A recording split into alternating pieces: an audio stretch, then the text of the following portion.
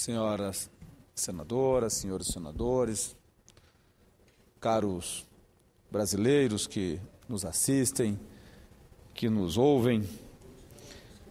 Eu venho à tribuna do Senado Federal para fazer um pronunciamento sobre a saúde e sobre os investimentos na saúde no Brasil. Mas antes faço um registro, senhor presidente, de que hoje à tarde, na Valec, que é a empresa brasileira que cuida das ferrovias no Brasil, eu estive juntamente com prefeitos do meu estado, prefeito Luiz Carlos Gil de Ivaiporã, dona Neuza Pessutti de Jardim Alegre, prefeito César Silvestre Filho de Guarapuava, o prefeito de Apucarana, o Beto Preto, a prefeita de Califórnia, a Ana, o prefeito de Cambira, prefeitos como o Marcel Micheleto, de Assis Chateaubriand, juntamente com o deputado Alex Canziani e o deputado André Vargas, estivemos na Valec com o presidente Josias, tratando do traçado da ferrovia Norte-Sul. Inclusive, faremos em breve um seminário no Paraná para tratar desse assunto, porque esta é uma ferrovia que vai ligar o norte ao sul e não tem como ser diferente se não passar pelo Paraná, e nós gostaríamos muito que passasse por uma região grandiosa como é a região de Maringá, região de Londrina, região do Vale do Ivaí, região central do Paraná, região de Guarapuava e a região de Pato Branco, onde seria um traçado natural, levando não só a oportunidade do desenvolvimento daquela região, mas também levando um modal de transporte eficiente para nós escoarmos a nossa produção e, por que não, levarmos até lá também os insumos necessários à nossa produção. Mas feito esse registro, senhor presidente, eu hoje venho à tribuna depois de uma votação demorada, tumultuada, debatida, que é a PEC 22A, que trata do orçamento impositivo. Eu venho para falar de saúde, porque esta proposta de emenda à Constituição, que torna impositivo as emendas parlamentares apostos ao projeto de lei ou à lei orçamentária anual, ela tem uma importância muito grande para o Parlamento brasileiro e também para as unidades federativas desse país, especialmente os municípios mais pobres, os municípios que precisam, infelizmente, precisam da mão amiga dos governos, seja estadual, seja federal. Mas aqui nos restringindo ao governo federal. Por que, infelizmente? Porque não é autossuficiente em recursos para investimentos, inclusive o município mais rico desse país também precisa da mão amiga do governo federal, no caso de São Paulo, com os investimentos através dos programas da aceleração do crescimento, do PAC, para a construção de creches, escolas, para fazer a mobilidade urbana. Imagina um município menor do meu estado, o estado do Paraná, do estado da sua excelência, o senador Magno Malta, do estado do Espírito Santo, da sua excelência, o presidente Paim, o estado do Rio Grande do Sul, o Acre, o Piauí, do João Vicente Claudino.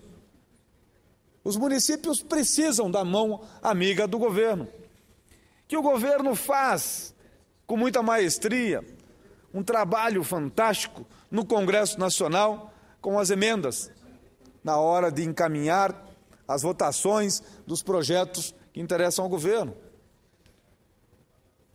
E a maioria das emendas, ainda assim, elas se frustram no meio do caminho, aonde o parlamentar assume perante a sua base, o município que ele representa, porque esta é a função do deputado, representar o povo, e é do senador também representar o povo, mas representar as unidades federativas, aí colocando também os municípios. E a frustração no meio do caminho quando uma emenda não é empenhada, não é paga. E o orçamento impositivo, ele vai dar ao Congresso Nacional a autonomia. Ou seja, uma vez a emenda sendo alocada dentro do orçamento, deixa de ser emenda, passa a ser orçamento e passa a ser impositivo, como é, por exemplo, o orçamento americano.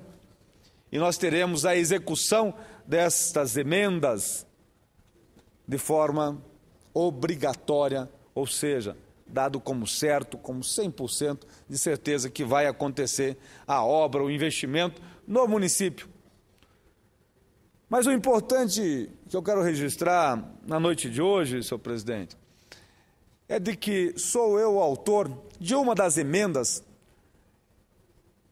que colocam a obrigatoriedade de direcionarmos 50% do valor das emendas parlamentares para a saúde. Nós sabemos de que a educação deve vir sempre no topo da pirâmide. Estamos fazendo o nosso papel, melhorando o índice de desenvolvimento da educação. No entanto, nós sabemos que na hora de escolher se você leva o seu filho para a escola ou para o posto de saúde, para o hospital, porque está com febre, porque aconteceu um acidente, a prioridade imediata vem à saúde. E se nós perguntarmos nesse exato momento à população brasileira, o que você acha que mais precisamos? Mais de 40% vai dizer que é saúde. Em segundo lugar virá a educação, em torno de uns 20%, depois vem segurança pública e assim por diante, mais ou menos nessa ordem.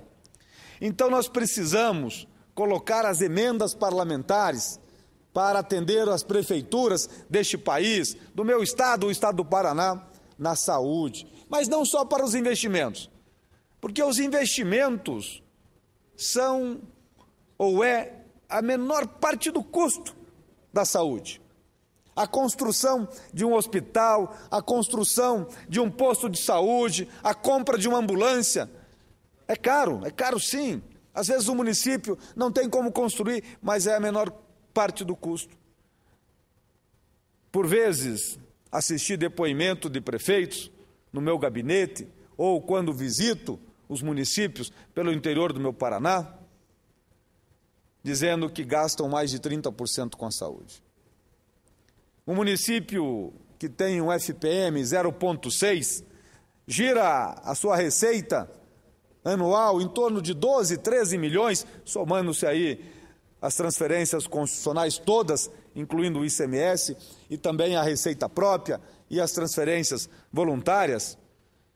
30% é 4, 5 milhões de reais que ele gasta em saúde. E a construção de um posto de saúde fica muito aquém disso. Inclusive as liberações feitas pelo governo federal, que atendem agora a milhares de municípios nas unidades básicas de saúde, o valor aproximado é de 500, 600 mil reais. Mas a manutenção, o preço de um médico, o preço do remédio, dos insumos, isso é caro, é muito caro. Então, por isso, senhor presidente, que eu venho aqui fazer uma defesa dessa proposta de emenda à Constituição e também para que nós possamos concluir na próxima terça-feira a votação dessa proposta de emenda e votar logo em seguida o segundo turno, para que possamos já ter no próximo ano essas emendas para a saúde de forma obrigatória.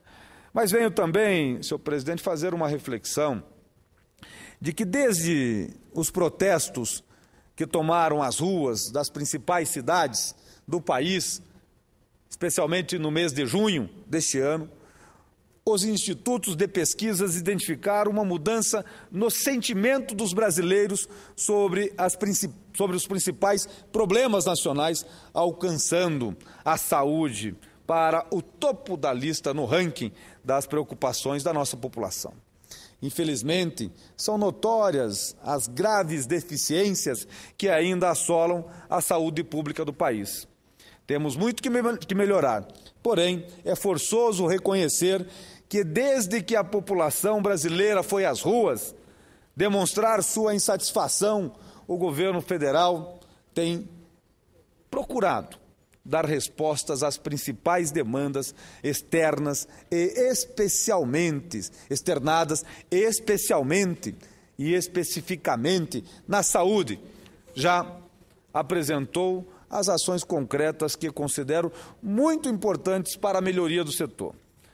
Primeiramente, não poderia deixar de destacar aqui, senhor presidente, o lançamento do programa Mais Médicos, que, apesar das polêmicas envolvendo a classe médica nacional, representa um atendimento de uma das principais carências na área de saúde, qual seja a falta de médicos nas localidades mais distantes dos grandes centros urbanos. O Brasil tem, segundo dados do Ministério da Saúde, 1,8 médicos para cada 1.000 habitantes. Essa é a média nacional. Brasília e o Rio de Janeiro ultrapassam os 3,0. O Rio chega a 3,5. O Paraná, o meu estado, 1,6 médicos a cada 1.000 habitantes. O Maranhão, 0,56. Agora, no interior do meu estado, é fato nós vermos, por vezes, os médicos cumprindo jornadas em várias cidades ao mesmo tempo, pelo simples fato de que não tem médicos o suficiente, é a lei da oferta e da procura. E o município, o prefeito, não consegue fazer este médico cumprir o horário, não consegue, porque se exigir, no outro dia ele vai para outra cidade, que está oferecendo, inclusive, um salário melhor.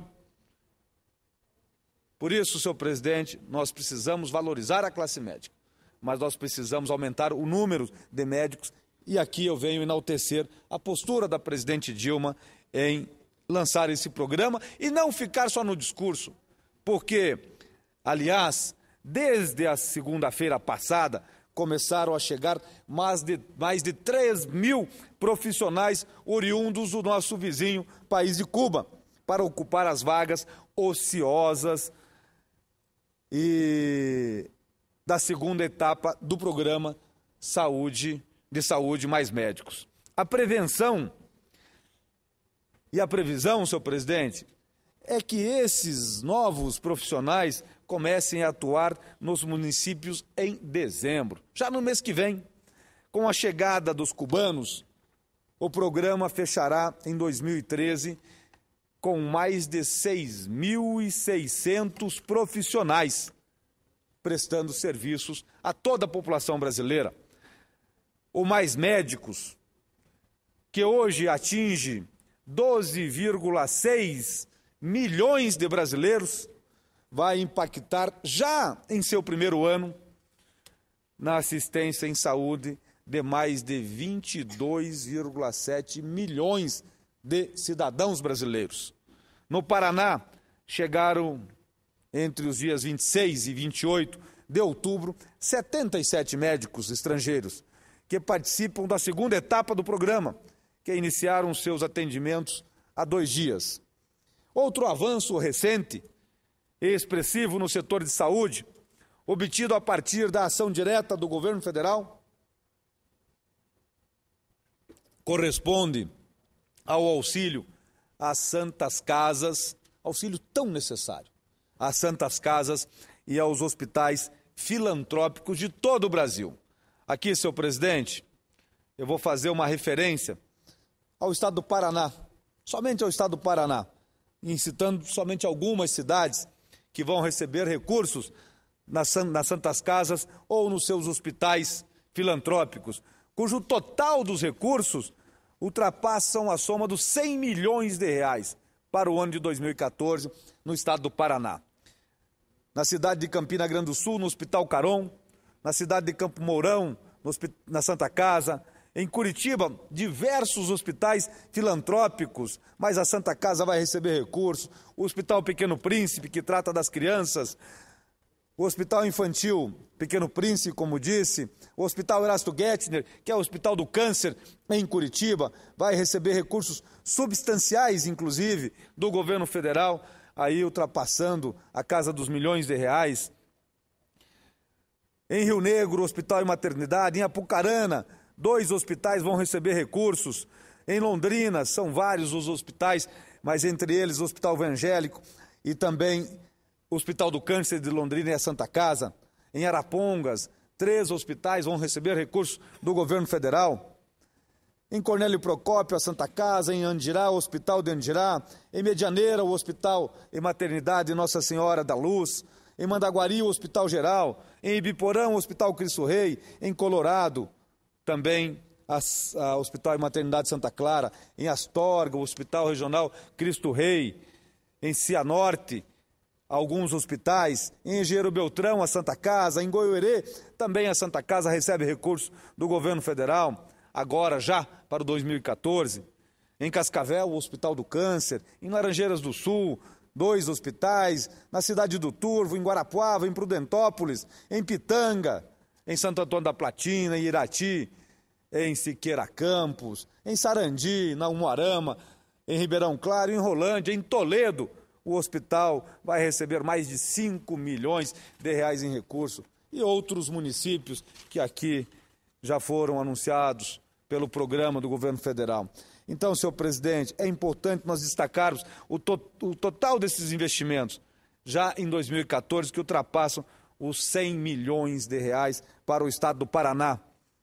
Mas, senhor presidente, com a sanção da Lei 12.873, o governo federal criou o programa de fortalecimento das entidades privadas filantrópicas e das sem fins lucrativos, o conhecido ProSUS, que possibilitará, a partir de 2014, o parcelamento da dívida dos serviços com a União. As dívidas tributárias dessas entidades somam hoje cerca de 15 bilhões de reais e poderão ser quitadas em até 15 anos. Todos os 5.600 estabelecimentos de saúde que prestam serviços ao SUS poderão aderir ao ProSUS, desde que apresentem um plano de estabilidade financeira e aumente em 5% a oferta de atendimento na rede pública. Pelo ProSUS, as entidades terão acompanhamento do Fundo Nacional de Saúde, o FNS, para manter em dia o pagamento de débitos correntes, evitando assim o aumento da sua dívida e quitação gradativamente do valor total. Além disso, senhor presidente, as Santas Casas e entidades filantrópicas terão mais um reforço financeiro para 2014, como disse, na ordem no Brasil de 1 bilhão e 700 milhões. E sendo parte desses recursos, cerca de 100 milhões, 103 milhões, para ser mais exato, no estado do Paraná. Em um ano, senhor presidente, os incentivos pagos aos principais hospitais filantrópicos para o atendimento de usuários do SUS cresceram 185%, chegando a 968 milhões em 2012, contra 340 milhões em 2011. São recursos vinculados ao cumprimento de metas de atendimento. Também houve aumento de 50% no valor destinado a obras e compra de equipamentos, que passou de 400 milhões em 2011 para 600 milhões em 2012. Nesse mês também foi sancionada pela Presidente da República a Lei 12.868, que aperfeiçoa o processo de certificação dos hospitais filantrópicos. O certificado de entidades filantrópicas beneficente de assistência social, o conhecido SEBAS, tão almejado por tantos hospitais do meu estado, o estado do Paraná, do estado do senador Roberto Requião, do senador Álvaro Dias, é concedido pelo Ministério da Saúde desde 2009 a essas entidades que comprovam que 60% ou mais do atendimento ambulatorial ou hospitalar é feito pelo SUS. Essa certificação isenta os hospitais que pagarem tributos relativos à Seguridade Social, isenta da Seguridade Social. A lei prorrogou de 3 para 5 anos a validade da certificação dessas entidades. Outra novidade, senhor presidente, é que para obter a renovação do certificado, o Ministério irá considerar a matéria de atendimentos realizados nos últimos 3 anos, e não apenas a produção do último ano, como era feito anteriormente. Assim, a unidade poderá renovar o certificado desde que alcance a média de 60% nos atendimentos no SUS nos últimos 3 anos, e um mínimo de 50% no ano imediatamente anterior. Atualmente, cerca de 1.000 hospitais filantrópicos possuem os SEBAs, emitidos pelo Ministério da Saúde. A lei também permite a entidades que atuam na promoção da saúde a prevenção nas redes de atuação do SUS a solicitarem os SEBAs. Em relação às Santas Casas, senhor presidente, como relatei há pouco, é muito importante destacar os investimentos. As Santas Casas estão passando por uma dificuldade muito grande, não só no meu estado, mas em todo o país. E são entidades que se instalaram em regiões do meu estado, em cidades do meu estado, muito antes de chegar o SUS. E lá faziam um trabalho voluntário, um trabalho filantrópico. E agora nós precisamos que o governo federal realmente aporte os recursos necessários para a sua subsistência, para a sua manutenção, porque só com as doações da comunidade não estão mais conseguindo. Senhor presidente, o Paraná receberá 7 equipamentos beneficiando os municípios de Campina Grande do Sul, Guarapuava, Curitiba, Arapongas, Campo Mourão e de Londrina.